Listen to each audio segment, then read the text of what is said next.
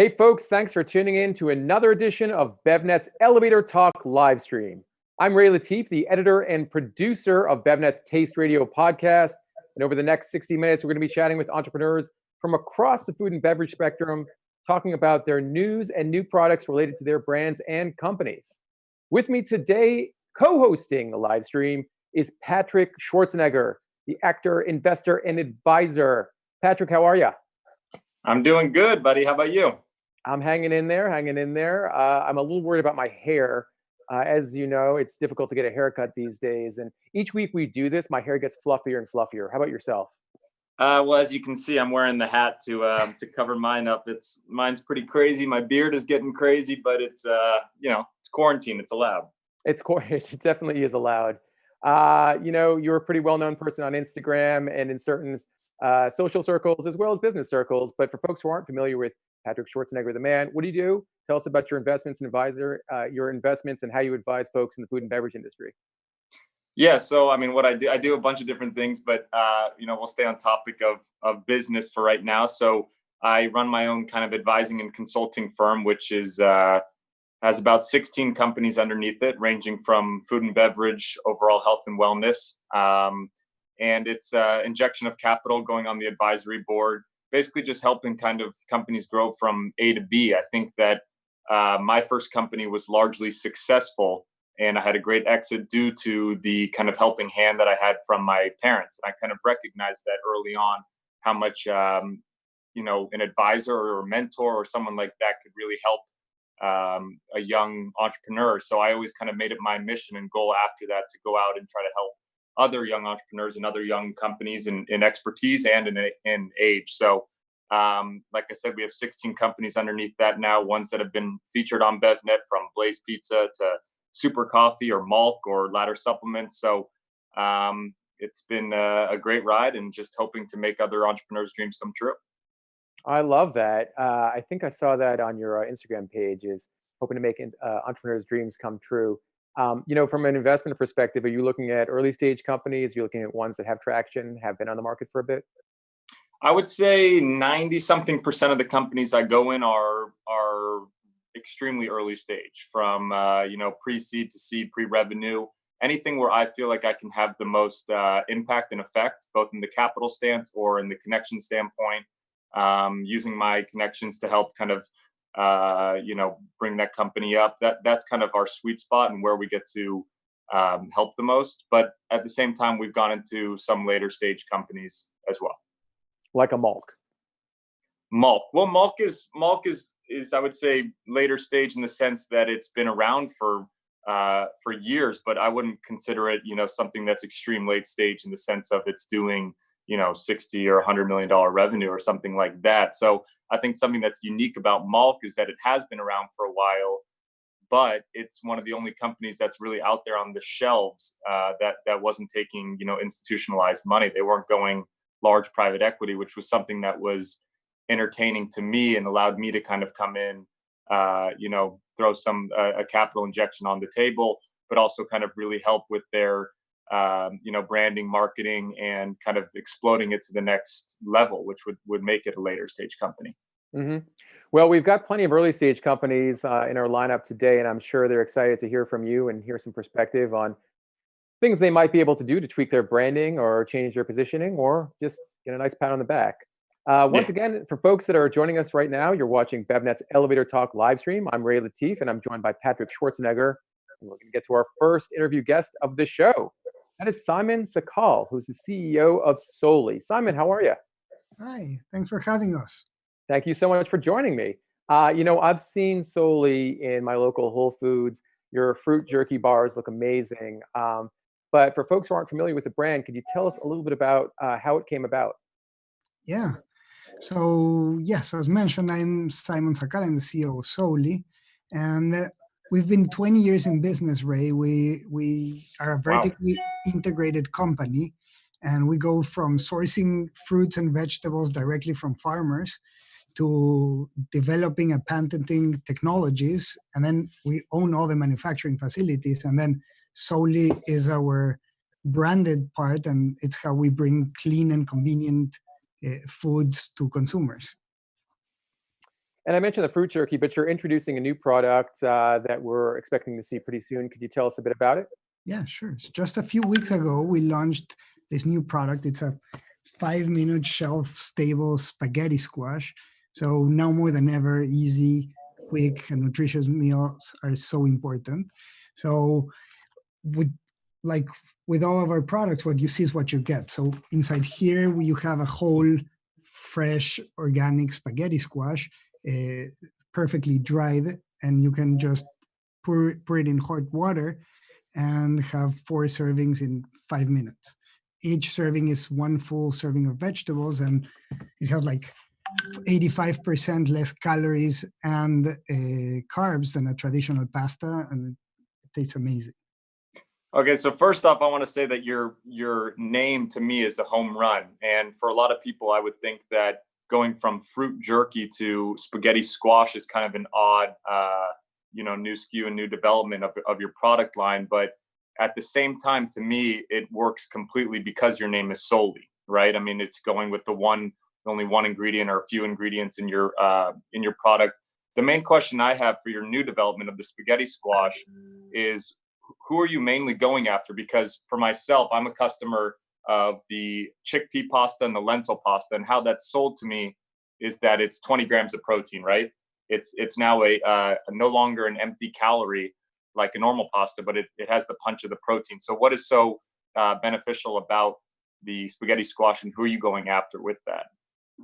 It's a great question, and just commenting on your first comment, yes, Soli, what we're trying to do is a platform brand and just leveraging all this verticality and the technologies that we've developed and patented to make available all these clean products. And answering your question, or your two questions, so this is a vegetable. At the end of the day, it is a vegetable with all its nutrients. It's very mildly dried, just to make it easy to rehydrate with cold hot water. So it's not focused on someone who wants an increase in protein or just added things. It is what it is. It's a whole vegetable, and it is a perfect substitute for pasta if you want to eat a vegetable instead, with 85% less carbs. 85% less carbs or than calories. regular pasta. Yeah, Got it. So can I see the packaging one more time? of course. There it is. Okay, so you do advertise the less carbs and the less calories. So that's something that's, in my opinion, is going to be the draw in to try this over the other pastas, correct? Correct. Yeah, it's a different approach. It's not having the extruded pasta and adding something to make it healthier or just to go for something. It's just giving a real clean alternative with one ingredient, which is the vegetable. So, and is this living on the shelf stable, or is this in the refrigeration, or where? Oh yeah, it's shelf stable. It's living on the pasta shelf right now in Whole Foods, and it has a year shelf life, and it's very easy to have on your pantry, and then just cook it instead of having a whole fresh squash, a spaghetti squash. So I'm curious to know how you are attacking the market right now, since so many people are kind of grabbing groceries that can last for a long time in their pantry or in their kitchen that don't have a quick shelf life. This is something that's perfect. So are you hitting the direct to consumer market hard with this, or ad spend, or what are you doing for new customers to know about this? So we started with Whole Foods, and we just launched a few weeks ago, and it's been selling amazingly well. And I know it's because of everything that's happening, and also because the product, you get drawn into it. But I think it's self-explanatory on the shelf. It's very easy to do it, and we'll start doing some direct sales through Amazon and other retailers very, very soon. Simon, thank you so much for sharing the story of Soli and your new products with us. They look great. What you see is what you get, indeed. Good luck with everything going forward, and let's stay in touch. Congrats. Thank you so much. Thanks. Thank you so much. Outstanding. All right, that was Simon Sakal, who's the CEO of Soli. Patrick, would you buy that spaghetti squash pasta? I would. I'm a big spaghetti alternative type person. Like I said, I buy all the chickpea pasta, the lentil pasta. So I'd be interested in trying that. There you go. All right, next up we have Jessica Gartenstein and Eric Nadeau, who are the co-founders of Frohnen. Hi, Jessica, Eric, how are you? Hi. good. How are you? Very, very good. Eric, did I get your last name right? Yeah, that's right. All right, fantastic. Frohnen, and did I get that right? There's a little umlaut above the O in the middle of Frohnen. Is that how you pronounce it? Yeah, you got it. It's Yeah. actually the German word for indulge. Ooh, I like that. Nice. Frohnen. Yeah, Yeah. Frohnen. Ah, perfect. So what am I indulging on? What is the brand all about? Yeah, so Eric and I started Frohnen while we were college students. I have celiac disease, but I absolutely love ice cream. Probably to a fault. I was eating about a pint of ice cream every night while I was studying. Uh, And we were like, wow, this is so unhealthy. Of course, I felt sick from eating that much ice cream. So I started trying to eat the dairy-free options on the market and trying to stick to more organic options, and still didn't feel great. And we really started investigating the ingredients that were in all of these options, despite having, certain claims. So Eric and I quite literally replaced our college dorm desks with chest freezers, and we started buying a ton of fruit in bulk and making ice cream for our friends at school. And then eventually won a pitch contest for the idea, and everybody loved it. And what's so great about Frohnen is that it's made with just a handful of simple, recognizable ingredients. We always say if a 5 or 6-year-old can't draw or pronounce the ingredient, you won't find it in our ice cream. So our strawberry flavor, which we can show Yeah. you guys. So this is the strawberry. We really emphasize the ingredients on the front. This one, it's just strawberries, coconut cream. We use organic honey and then banana. So all of our flavors are just 6 ingredients or fewer. They're naturally lower in calories, fat, and sugar, and they're all sweetened with organic honey as well. And you have a couple new flavors that you're releasing, right? Yeah. So you have this one, which is my new favorite. It's the peanut butter. That's just 5 ingredients. And this whole thing actually has 28 grams of protein as well. And then another new one is the mint chip. Outstanding. 28 grams of protein. That sounds pretty good to you, Patrick, or it sounds like it would be good to you.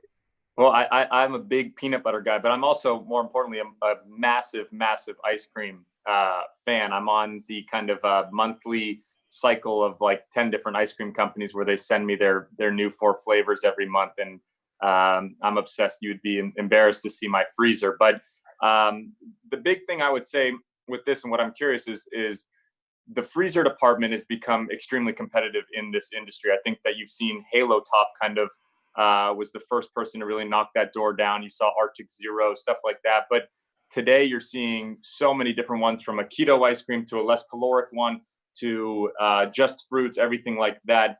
And I'm curious, what is it that you're really trying to hone on? Is it the ingredients? Is it the less calorie? Is it which aspect of it? Because I think what Halo Top did was the less calorie, yet the protein. And what Arctic Zero did was just the less calories. And then there's now the sorbet ones and the vegan ones.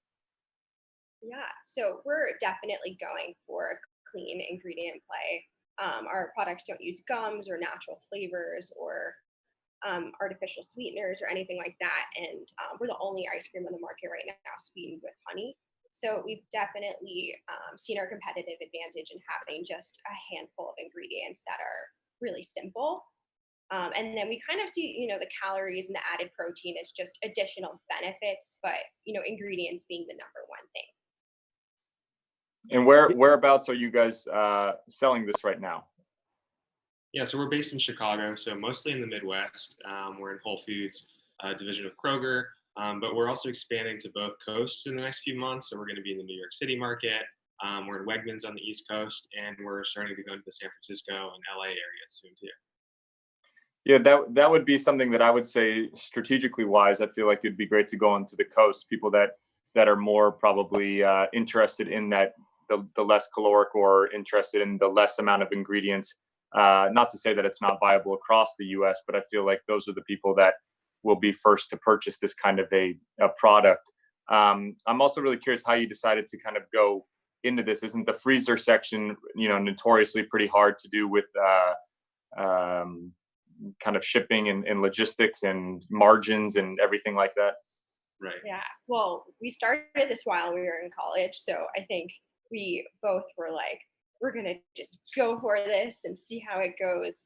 Not having had any previous experience, of course, just given the fact that we were in school. But I think we've learned a lot as we go, and we're able to actually find a great manufacturer to help us scale up our production in a way that is profitable. And that was, I think, the hardest thing that we had to come across, at least at first, in order to have a business that has good profit margins and that can scale. And we've seen that as we grow more and more, the cost of our ingredients and the cost of tolling and manufacturing goes down significantly. So right now our margins are definitely healthy, but we see, in a year or two, depending on how many more doors we can get into and increase velocities, that will have an even greater margin. I think the big challenge in frozen is definitely the trucking aspect. Because freighting ice cream across the US is not something that's cheap, but definitely something that decreases in price as we scale and add more and more pallets and then eventually ship truckloads. And what is that? What is that price? Sorry, what is that? The retail price of that? So at Whole Foods, it's $5.49, and then in some stores like Wegmans that are like an EDLP type retailer, it's $4.59. Oh, so that's actually a good price. Yeah, indeed. Well, hopefully you'll be shipping more pallets to the Boston area, because I'd love to try your product. It looks great. Nice to work with the packaging and the branding. Jessica, Eric, thanks so much for joining us on the live stream, and we'll catch up again soon, I'm sure. Thank you. Thank you. All right. See ya. Patrick, do you have any room in your freezer for Frohnen?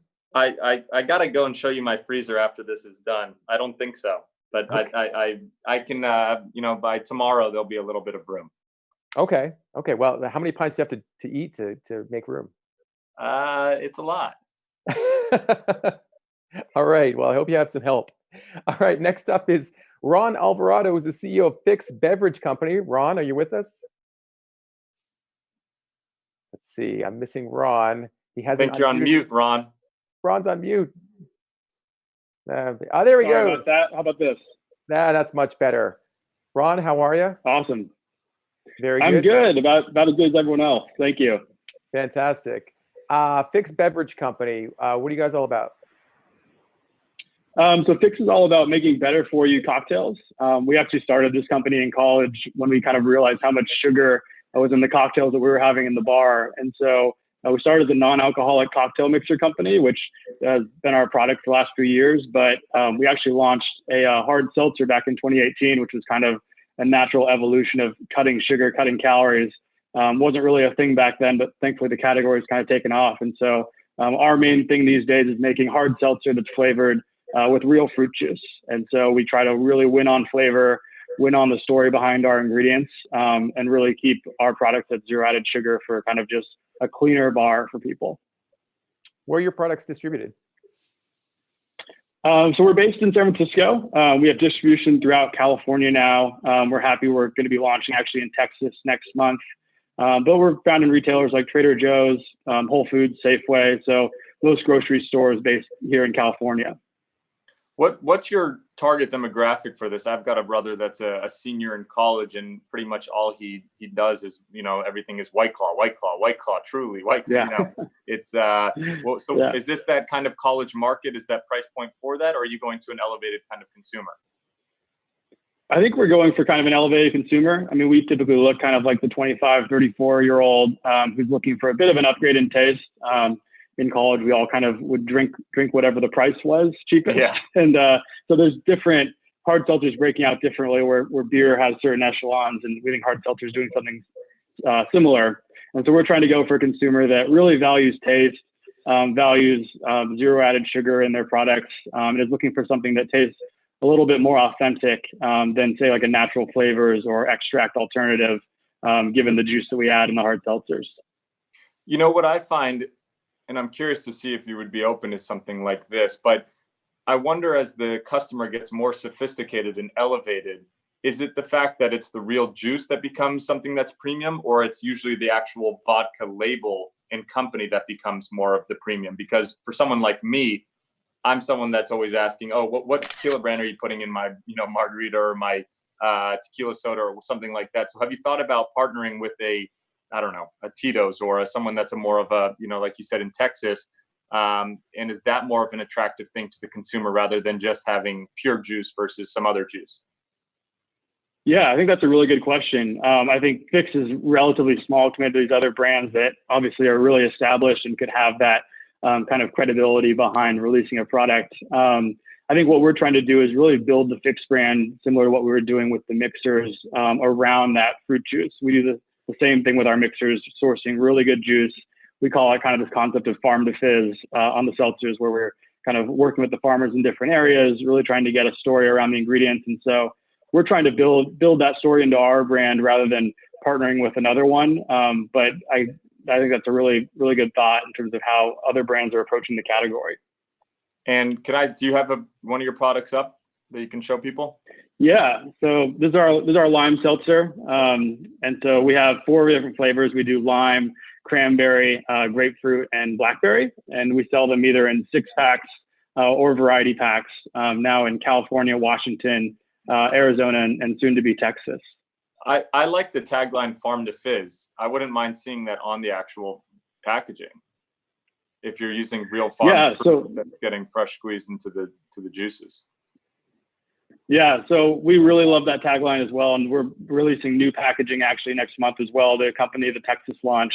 And so that'll be a little bit more prominent on our packaging, both on the cans and on the 6-packs. And so, it's something that kind of is a play on the word farm to fork, obviously. And so we really want people to know what's in their drinks and see that you can really get better taste out of more authentic ingredients. Well, Ron, I'm not really a huge hard seltzer fan, but I'd love to try your products. Real fruit definitely sounds better than, the alternative. Great job in your pitch. Thanks so much for joining us on the live stream, and we'll see you soon. Great. Thank you both. All right. Thank you. So your brother, Patrick, is a big hard seltzer drinker. What's your pick? He is, man. He goes to the University of Michigan, and anytime I go and visit him for some big football games, he brings out the White Claws and whatever, and I'm like, whatever, let's do it. I'm not a massive hard seltzer fan. I would categorize myself as kind of that, what he described as the elevated consumer, where I am a little pickier or choosier about my type of tequila, type of vodka, or whatever that I'm drinking. However, I think that is a massive, massive market. I mean, it's exploded in the last 2-3 years in the college space, in the game, event space, and just all around. So I think that customers are getting more and more elevated and want that, real juice and stuff like that. So I'm keen to try it. Agreed. All right. Next up, we have Nadia Gara, who's the founder of Naya Foods. Nadia, how are you? Hi, guys. That rhymed. Nadia, how are you? Sorry, didn't. Good. It's okay. Nadia, yes. How are you? Nadia, yes. And it's Naya. Hi, Ray. Yeah. It is. So Naya actually is one of the brands that falls under our first company, or the main company, which is Argania Butter. I know you probably saw my products about a couple of years ago. We launched in 2018 in Expo West. And my first product is actually this right here, which is a Moroccan almond butters. So that was our first products. We have 4 flavors. We've got honey, coconut, cinnamon, maple, and classic. We also have them in a little packets on the go as well. So I started my company actually based on my own family recipe. I was born in Casablanca, Morocco, and I grew up there. And back in Morocco, there was no peanut butter in the late 80s or 90s. We had this spread that my mom made us at home, which is, little almonds crushed with some raw honey and some organic argan oil, edible argan oil, not the one you probably heard for hair or skincare. You can't eat that one, but you can eat ours. So growing up there, when I moved here, I was a teenager. I went to high school here last year, senior, and 15 years later, I wanted to bring that spread that I grew up eating, and went on the market, got some almond butter, mixed it up with some argan and honey, and really started making my own product, and everybody loved it. And that's, launched it in 2018. Been doing really well with that product. We work now with the main distributors, UNFI KeHE. We launched in 2018. In 2019, we grew to over 800 stores.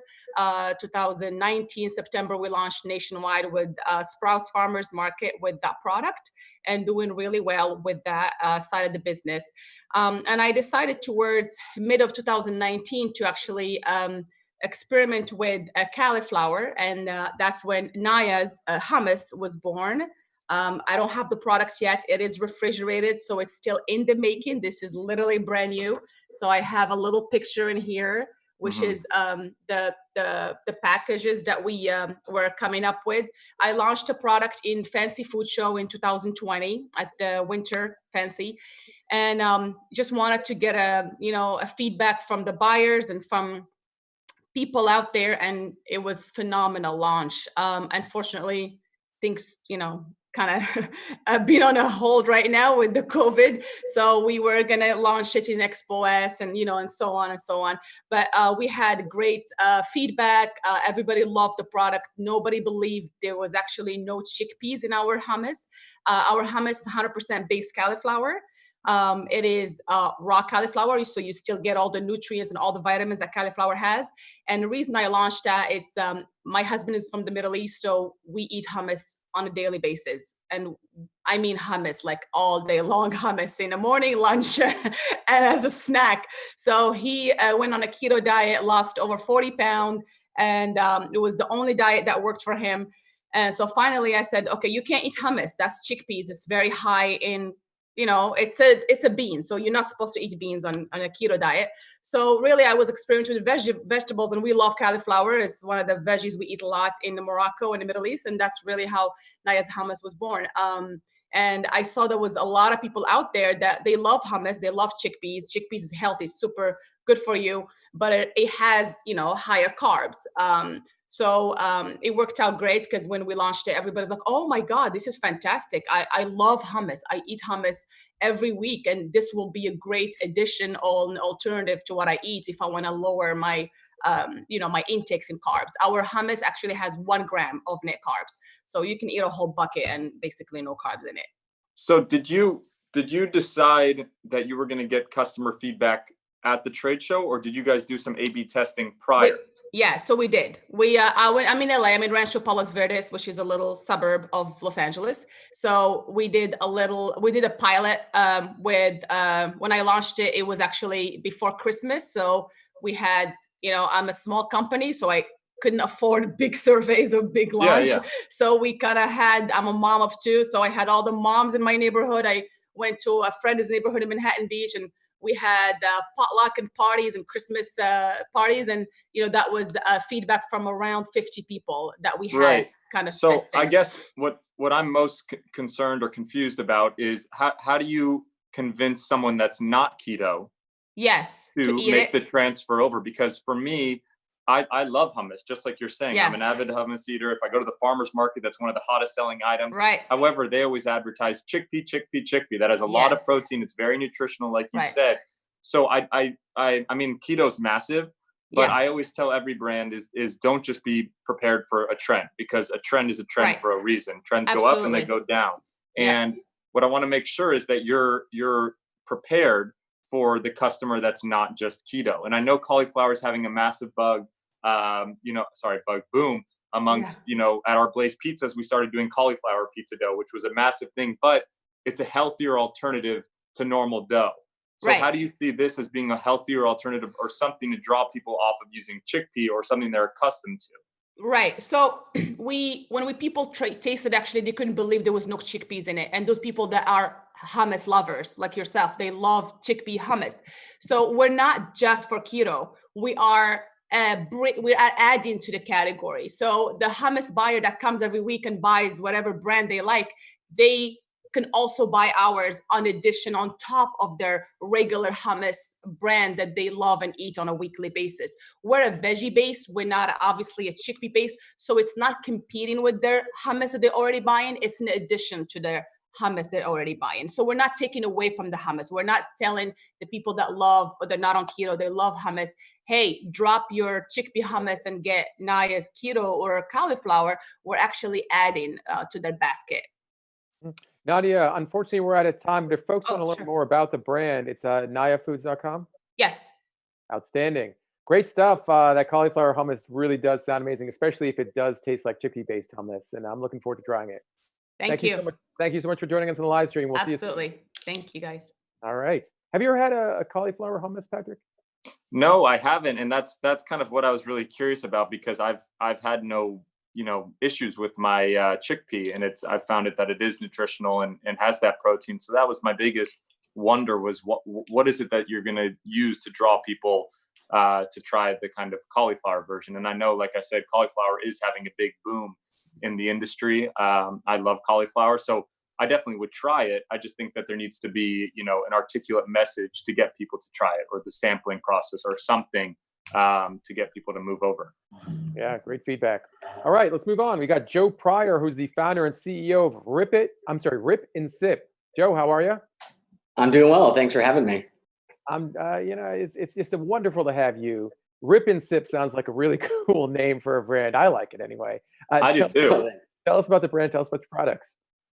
Right. So Rip and Sip is a single-serve liquid form of CBD. It's a beverage infuser. So we built the Rip and Sip packet for two applications in mind. One is for the consumer on the go, being portable and easily packed in a travel bag. And second is for the hospitality industry.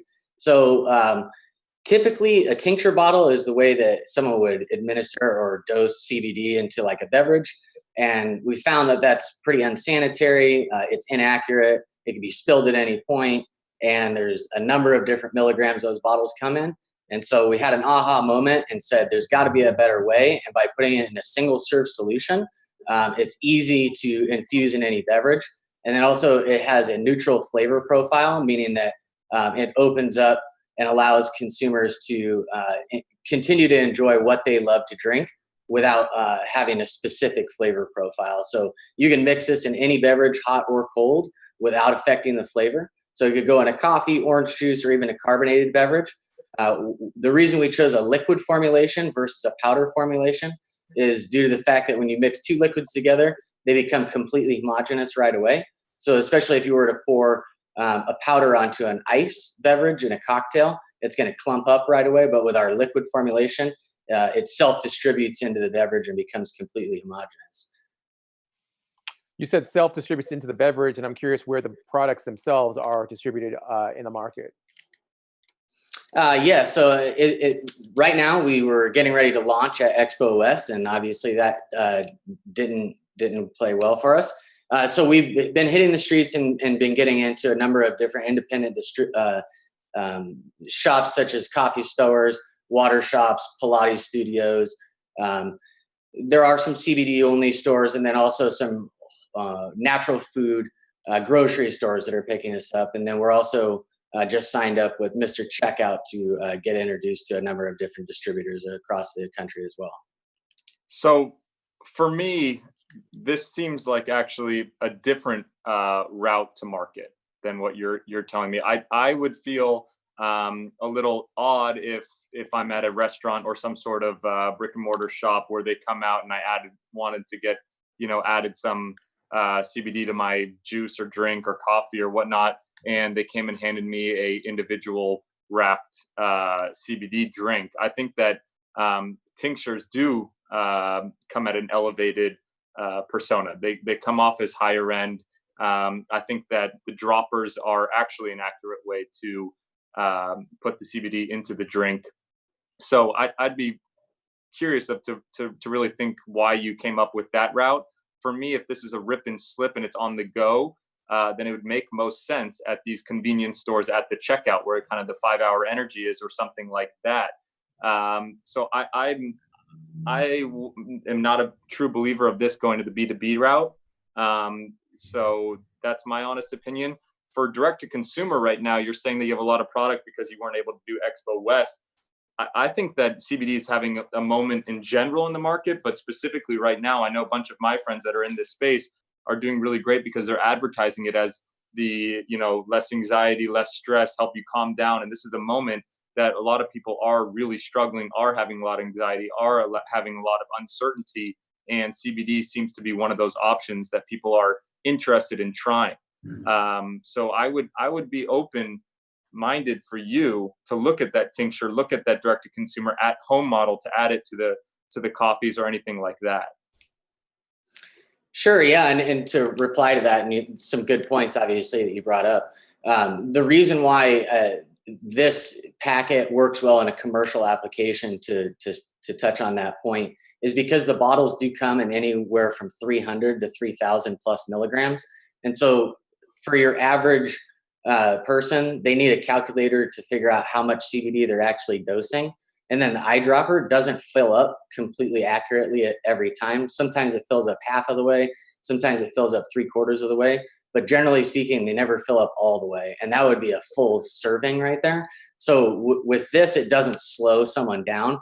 It's more meant for like a barista, right? That's mixing a coffee, and then they could just rip it and pour it in for the consumer. Of course, it could be served on the side that someone could take it as well. But it's more meant for a quick application, and it's completely accurate every time. So you're getting the 20 milligrams that you're selling. I understand what you're saying, but I also think one of the biggest trends of 2019 and 2020 and will continue on is the environmental impact of products. And I believe that if I were to see people doing this each and every time into a coffee at a coffee shop, in my mind, it brings off the persona of excess waste. Again, I'm not saying that this isn't a great idea. I just would say, look at the B2B model a little bit different. I think that there's ways you can solve the tincture problem of making sure that there's an accurate dose, something like that. But for me, that's something that's environmentally friendly. I bet that it's economically friendly for another business to have the tincture.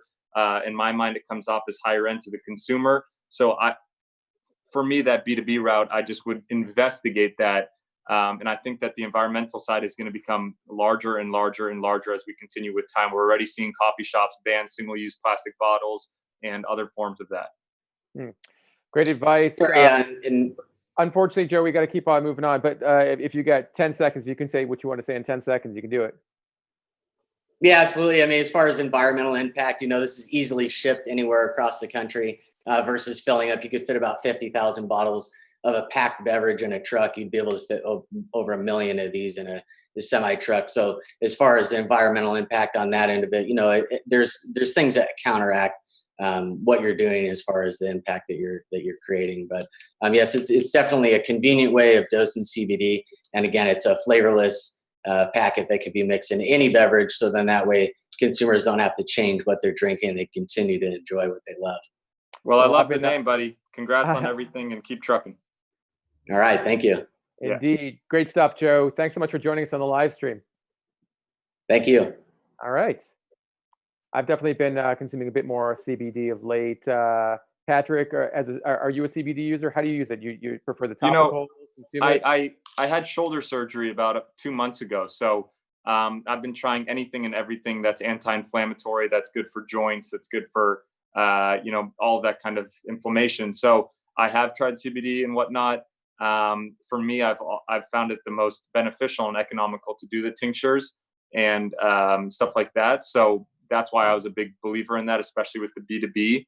And that's just my personal opinion. But I think that CBD is having a big moment right now. I don't know where it's going to go. I think there's a lot of uncertainty in that market, but it's definitely booming. Indeed, it is. All right, let's move on. Up next, we've got Alex Witt, who's the CEO of Battle Bars. Alex, how are you?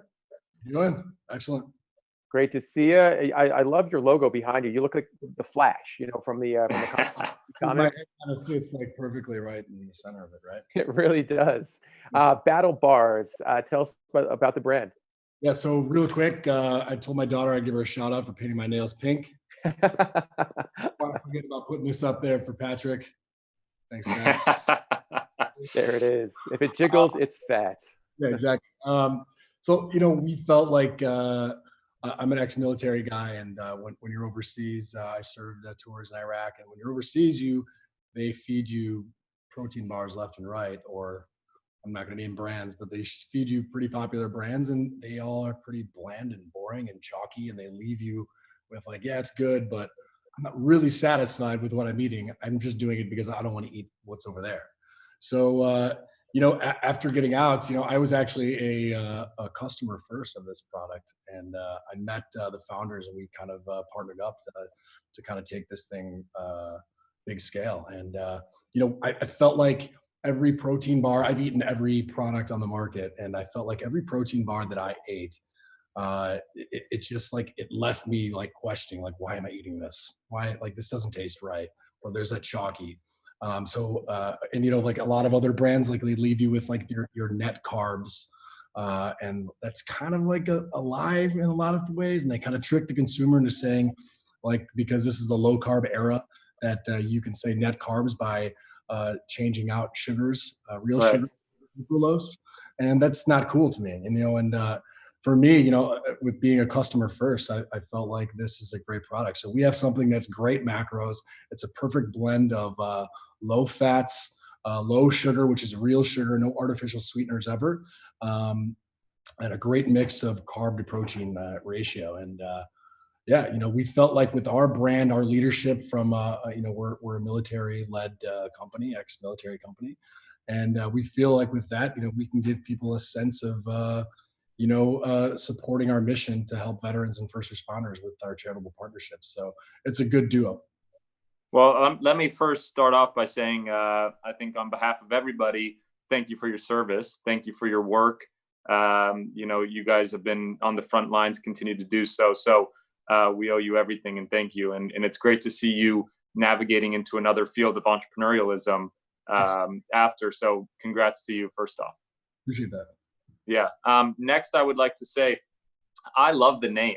I think that Battle Bars is great. What I want to know a little bit more about is, what is your product? What is making that kind of differentiated factor? I know you're saying you have some great macro carbs and some protein in the taste, but what is it that's gonna make the customer buy? Right. So, you know, we feel like our model right now is direct to consumer. And if we market ourselves as this brand that has this unbelievable taste, and then we lead with our customer reviews that are unsolicited, you know, we have 1,500 plus 5-star reviews in 15 months and nothing really less. And our return rate to our site is 48%. That's a crazy number. Right. Market. So we feel like we let our customers and our numbers kind of do the talking as we grow.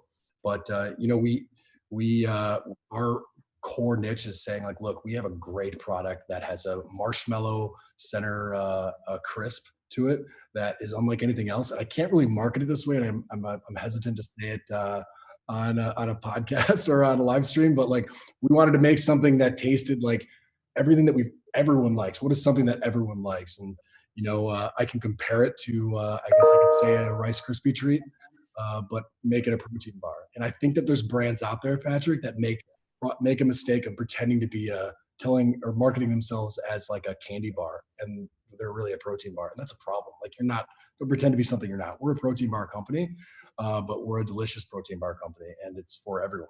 So I want to challenge you. I want you to go back after this, and you can feel free to message me after, but I think that you need to have more to your story and about you than saying that this is a delicious protein bar. Every single person that I talk to says that their bar is delicious, right? I mean, who doesn't love their own product?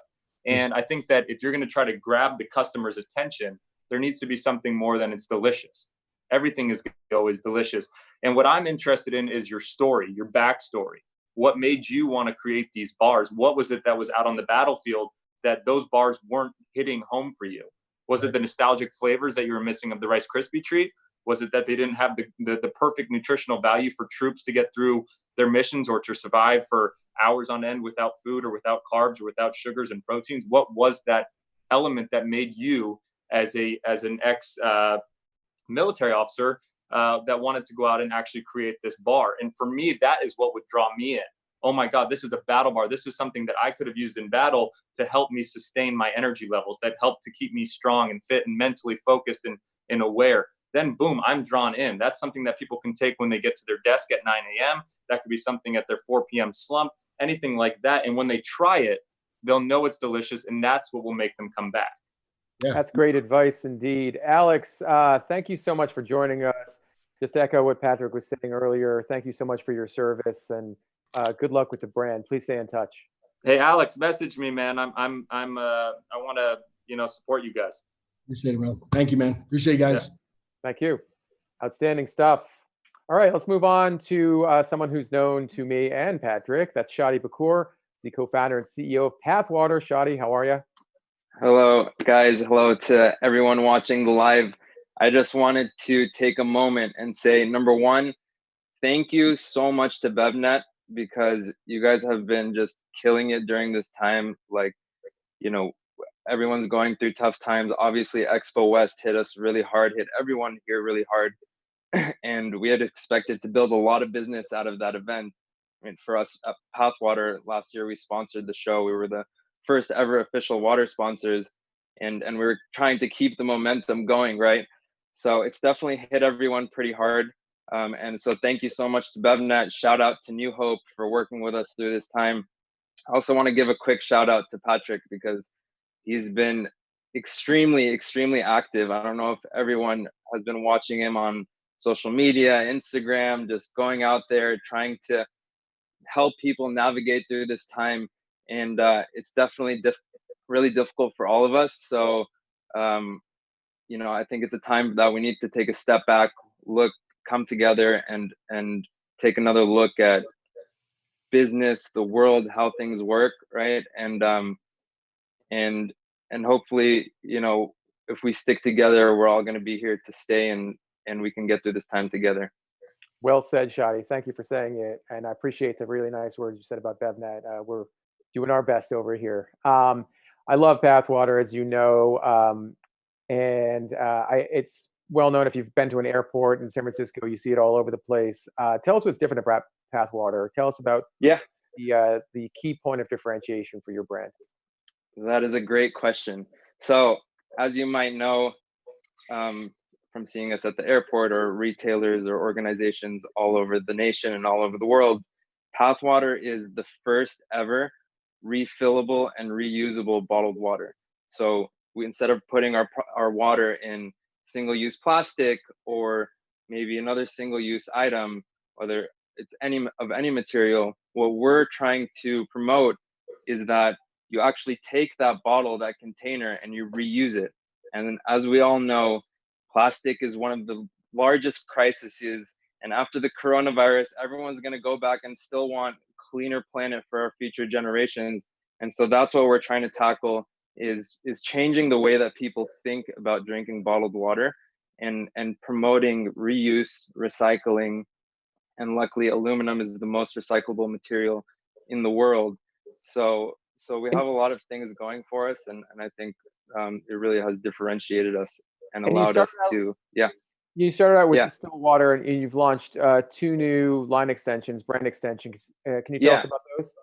Yeah, so unfortunately I don't have it with me because quarantine, but you can see we had a front page article on BevNet actually about a month ago, around the time of Expo West, and it was the launch of our sparkling and our alkaline. So these are 2 new SKUs that came out. I think it's just been driven by demand. People have been asking us for this stuff, so we finally said, okay, we're going to make these things for you guys. And the launch was early March, and we're just absolutely killing it. People love the sparkling. It just has a really nice subtle taste to it, and it's very crisp. So well, first off, I want to say thank you for the compliment toward me. I appreciate that. I'm a big fan of yours and of PathWater. And I couldn't agree with you more that, you know, even if I'm not involved in businesses right now, or certain businesses, I still am always open to finding ways to try to help each other. I know that this is a extremely, you know, tough time for everyone in the small business space, whether you're a direct to consumer company, brick and mortar, anything like that. And I think one of the beautiful things that's coming out of this Corona and COVID time is that people are finding ways to bind together and to help each other. And I've seen that a lot in the business community. Furthermore, I think that what you guys are doing is fantastic. You know, I've told you and told other people, our family's big in the environment and the environmental side of products. And what you guys are doing for the environmental community is great. I'm curious to know if this has been tough or if it's been great during this kind of Corona time where people are, you know, grabbing so many waters. Are they reusing your bottles all the time just at home and not repurchasing, or have you seen people repurchase, or how's that been? Yeah, it's super weird, right? Because everybody's kind of freaking out and there's a lot of uncertainty. So, I mean, recently we had someone come and just buy a container load for us just to store it. But that being said, I think we are an essential item, which has allowed us to kind of pivot and work with the market and continue to grow as a business. So we're still seeing that growth, but it's unfortunate some of the big, large scale partnerships, national rollouts that we had planned on the food service side are a little bit delayed because people are not at the gym, people are not at work, people aren't at school. But in retail, online, and in certain avenues and channels that we've identified, we think that, you know, we're going to continue to see the business growing. Like I said, people are at the end of the day not going to want plastic destroying the planet, whether there's coronavirus or not. So one of the main things, sorry, I'm just curious of is how are you continuing to grow brand identity and for people to know about PathWater? How most people, like Ray had mentioned, have seen it are at the gyms, at travel, at airports. All three kind of areas are extremely down. So how are you guys shifting and pivoting your marketing and kind of corporate identity to be seen? Shadi, we're running a little short on we're running a little short on time, so if you could be relatively brief, that would be much appreciated. Yeah. Sorry. Yeah. That's okay. Yeah. I mean, there's definitely a lot to be said, but to sum it up, what I believe and what we believe as a company is that the companies that survive right now are not the companies that are cash rich or the companies that are big or whatever it is. The companies that survive right now are the ones that are able to adapt very quickly. And I think that's the beauty of a startup, is that you're able to be nimble, to adjust, and some of those adjustments are harder than others, but it's just a part of life, a part of business, and we just kind of got to deal with the blows and ride the wave. One day at a time is what I've been saying. It sounds like that's exactly what you're doing. Shadi, always great seeing you. Please, thank you guys. I actually have some of your alkaline water in my house here, and I got to try that. I love it, man. You got to stay hydrated. Make sure you're refilling it. Indeed, I will. All right, guys. All right, thank take it easy. Thank you so much. Take care. Bye. All right, let's keep things moving with Andrew Ford, who is the co-founder of the Snack Brigade. Andrew, how are you? Hey, Ray. Hey, Patrick. How's it going today, guys? Going great. The Snack Brigade, you guys sell some pretty interesting products. Can you tell us about them? Yeah, sure. So we really launched the brand in last March with our first big partner, which was Meijer. And we really exist to fill that chasm in the marketplace between the very broad products that most of us whose dads don't have a line of protein shakes, grew up with, guys like Cheetos and the Frito-Lay products, and then those very niche products that we see all over the place. Whether they be chickpea or lentil puffs. We really wanted to give the consumer an entry point into the marketplace that they're familiar with. So when they take it home to their kids, their husband, who most of his snacks come from a gas station, we can offer them a better for you option that doesn't have to taste bad. It can taste really good. It can be very familiar with what you grew up with, while still giving you a product that tastes really good. And now with the launch of our newest flavor, 60% of the line is actually vegan, and most people don't even know it. Outstanding. And they're called Incredipuffs. Yep, Incredipuffs. So the first four flavors were pizza, cheddar, sriracha, and an apple pie, which if you ever get a chance to open a bag of the apple pie, just smell it. And then at Expo, we were actually launching our elote flavor. So elote is a grilled Mexican street corn with flavors of cotija cheese and some chili powder in there. So you'll get those dairy notes while still keeping a vegan product. And it's a really awesome flavor and unlike anything else out there in the marketplace. So what's your main attraction for customers to try your product? So the main attraction really is flavor. So when you open up a bag of the pizza, it's not what we all grew up with of a pizza flavor. It actually tastes like a pizza. You'll get those tomato flavors. You'll get that garlic, some parsley and oregano in there. So really deep, rich flavors on a great tasting puff. We actually add navy beans to the product as well. Navy beans is where the protein comes from.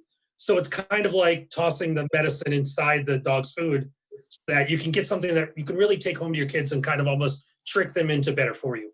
So if your one-liner is what? Are you basically saying you're the healthier, better for you Cheeto Puff?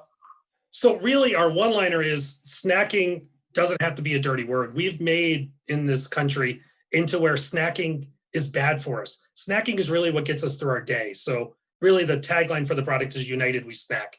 Everybody has to do it. It's about making a better choice when you go to do it. And so I guess I'm still trying to understand what is the main way you're differentiating from, because I know, of course, you guys grew up on the Cheetos and the Fritos, et cetera. And then we've seen the new wave of kind of the pop chips, the popcorners, those ones that are the baked, not fried, et cetera. So where is this landing? And then you said like the niche ones of hippies or the lesser evils, stuff like that, which are protein infused with lentil or chickpea and are a whole different category. So where is this falling? So we land more on the approachable side of the marketplace to where, you know, I always joke that we're after 90% of the market, not the 10% that has gone grain-free. Right.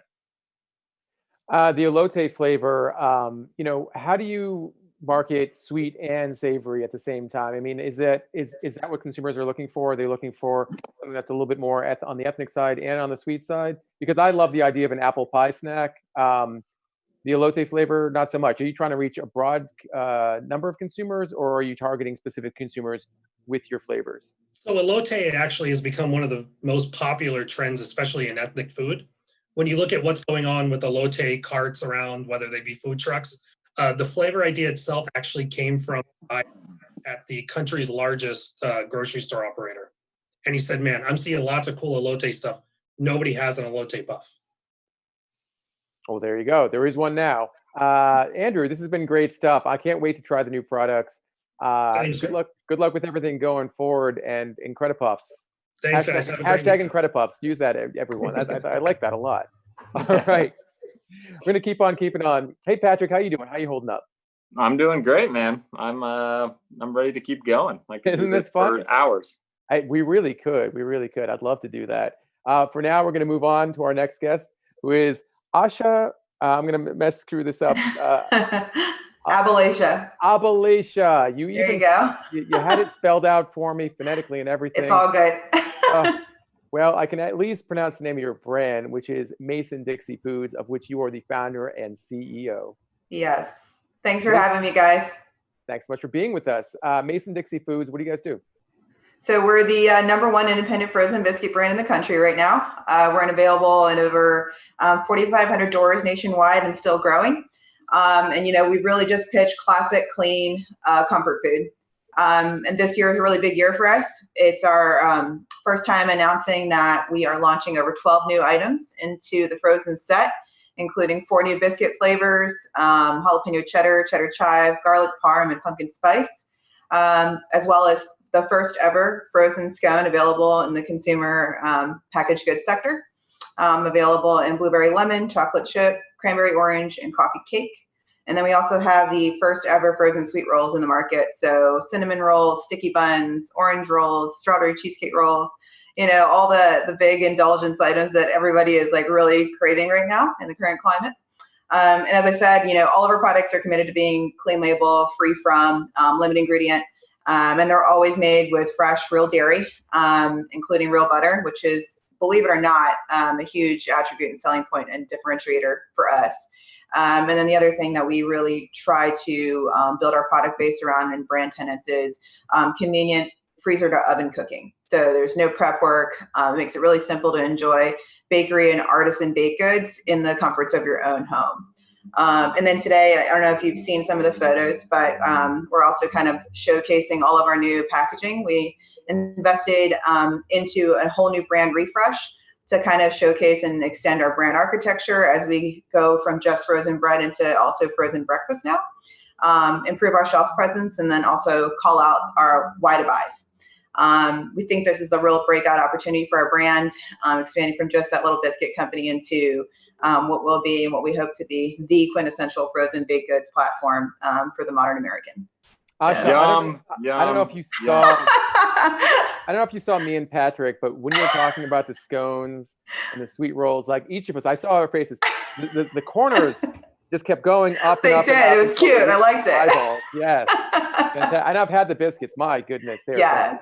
Oh Yeah. my God. I'm gonna go and order, while we're still speaking right now. That sounds delicious. My girlfriend's from Thank you. Alabama and she's in the corner. Oh, Her wow. mouth is watering too. She's a big biscuit fan. So we'll Awesome. definitely have to try that out. I'm curious to know as to why you started to go into other sections of kind of cinnamon rolls and other things. Have you thought about doing actual dough in the refrigerated section of the grocery stores to add your brand profile into another segment of the grocery stores, and that would add the level of kind of freshness where people would actually cut or put the scones fresh to bake?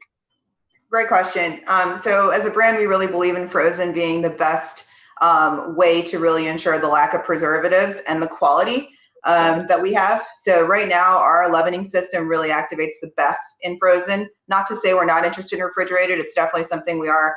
Our R&D team is looking into, and future innovations will have. But for now, we really thought that we could captivate our customer and continue to give them more options by focusing in frozen. And the reason we really went down this direction is everything about our brand has been consumer forward. The biscuit came about as we had a small restaurant stall and people were like, can you just sell me the dough? And so the whole consumer line resulted from consumer demand. And so we interviewed our consumers over the last 2 years and they kept saying they wanted sweet biscuits, they wanted scones, they wanted cinnamon rolls. We piloted them at the restaurant. They obviously sold out like hotcakes. So we were like, all right, this is it. We got to do it. And the best part about it is it's the same dough platform. So it was a really easy to launch innovation for us. We want to maintain our first to market territory. There really hasn't been another independent contender in the space. And we want to keep pushing innovation to keep up the pace that we have in our positioning. All right. Well, I think we could talk hours and hours about how much we love the product. I think, you know how Patrick and I feel about the brand. Great stuff. Yeah. Well done on Thank these you. products. And please stay in touch. Will do. Appreciate it, guys. Thank you so much. Can't wait to try it. I'll send you some, Pat. Okay. All right. Thanks, guys. Thank you. Hey, she called you Pat. We were talking about this before we got on the air. There you Pat, go. What do you say? Pat, I'm not going to call you Patty Cake, but that's okay. Yeah, Patty Cake, Patrick. I mean, I guess we hit it off there, and Pat is all good with me if I get some scones out of it and some. All right. We're a little over time, and I know this has been a lot of fun. So let's get to our last guest of the show, and I know he's going to be great. That's Mark Seiden, who is the CEO of PathWater Brands. Mark, how are you? Hey, Ray, it's really always good to see you. Patrick, nice to meet you. And a big hello to the most amazing team I'm blessed to go to, I'll say, war with every day these days, but it's great to be here. Well done indeed. Thank you so much for your patience. I'm familiar with PathWater. First saw you guys on stage at BevNET Live as part of the New Beverage Showdown. For folks who aren't familiar with the brand, what is PathWater? Yeah, so PathWater is a brand we set out knowing in a very crowded space to create a premium experience, a beverage that has very simple but good for you ingredients. It's a sparkling CBD infused beverage that has 25 milligrams in efficacious dose. It's flavored with all natural botanicals. We sweeten it with organic honey. It's only 40 calories. And we have a line of 4 flavors, grapefruit, mint, and basil, blood orange and coconut, blackberry, lemon, and rosemary. And our newest addition, little stray from the norm, is our Aztec chocolate and strawberry. True story, when I saw in our notes that you were launching an Aztec chocolate and strawberry, I immediately thought of that scene in Tommy Boy when Chris Farley was like, oh my God, it looked and it sounded that incredible. Yeah. Well, look, I mean, we knew we were launching in a crowded space. We were one of the first movers, in this space, but we're one of the slower movers as well. And we put a lot of thought into, what we're putting in our bottle, the bottle itself, which is eco-friendly, sustainable. We're one of the first brands to put a QR code for transparency leading to our results. We put a lot of thought into our flavor profiles, and there's a lot of stuff out there. So, you have to take risk, and we wanted to dare to be different. And so far, across our portfolio, we've received a very humbly incredible feedback on the flavor profiles and the diversity of it. And we're very proud of that. I think the branding, by the way, the name and the branding is beautiful. I think that it definitely stands out. I've seen the product. My big question is, it's so pretty and everything. I don't put hand in hand that it's a hemp or a CBD water. Are you guys kind of minimizing the facts of that, or are you really trying to get that across to your consumer? Well, that's a great question. I mean, we do. I mean, part of our differentiation,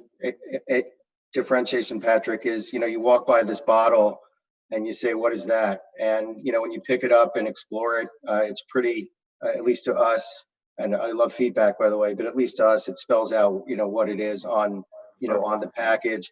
We're in retail, we're on direct to consumer. We're very overt about our marketing. It's very simple ingredients. So, it's able to stand out with the marketing support. So we've avoided, what is that? I don't know what this is. What is that? Oh, wow. It's a CBD beverage type of scenario. Right. And speaking of, what's the price of that? So retail right now is between $6 and $6.50.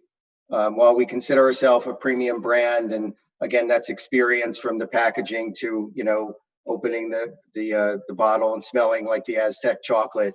We wanted to price ourselves very approachably, kind of in the midsection of the market between some of the lower priced ones and some of the higher priced ones. And with direct to consumer, are you guys surviving margin wise with the cost of shipping something that's of that weight in a pack? Yes, indeed. Again, we've put a lot of thought into, everything we do, including our margins, and how we'll get a healthy blended margin between retail, which is even more strenuous on a brand, as you know, Right. and, direct to consumer, where, we're selling at these price points and, have great bulk shipping, built into it. So yes, I would say we've been told by investors it's a pretty attractive, margin for a company our size, coming through scale. Mark, it's been so great to see the development of the brand since we first saw you at BevNet Live. Congrats with everything, and good luck Thank with you. everything going forward. Can't wait to try the product in my neck of the woods. All right, great. Me Well, it's so too. good to be here. Can't thank you guys enough for all the support. Take care. Thank you. Talk to you soon. Thank you. All right, bye-bye. Patrick, I feel a sense of sadness now because we're done. I know. I want to do more of these with you. You're great. You're incredible. Thank you, man. I'm like I said, I'm home every Wednesday for the foreseeable future. So you let me know, and as long as I keep getting some free biscuits and stuff out of this, I'm game. Well, for folks who want to get in touch with you, is it okay to slide into your DMs, as they say? Oh yeah, it is totally. By the way, that's how I made my super coffee investment, was just through DMs. Incredible. You hear that, folks?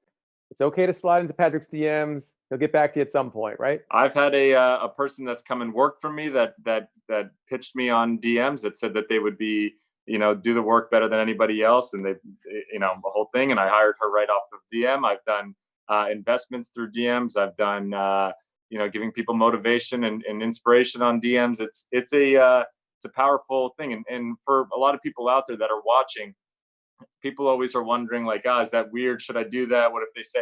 The worst case scenario is the person doesn't answer, or they say no and you're back to square one. So if you're reaching out to markets, if you're reaching out to potential investors, if you're reaching out to whoever, go ahead and do it. I'm a big believer of it. That's great advice. Man, I'm telling you, this has been a lot of fun, Patrick. I am going to hit you up again. So Wednesdays at 3 p.m. You keep that open, please. I will, just for you. You're the best. All right, folks. Thank you so much for tuning in to BevNet's Elevator Talk live stream. We do this every week on Wednesdays. Stay tuned for Patrick Schwarzenegger and our incredible AV team back at BevNet. Well, all over the place at BevNet now. Thank you so much. I'm Ray Latif. We'll see you next time. Thank you. Thank you, guys. All right, are we clear?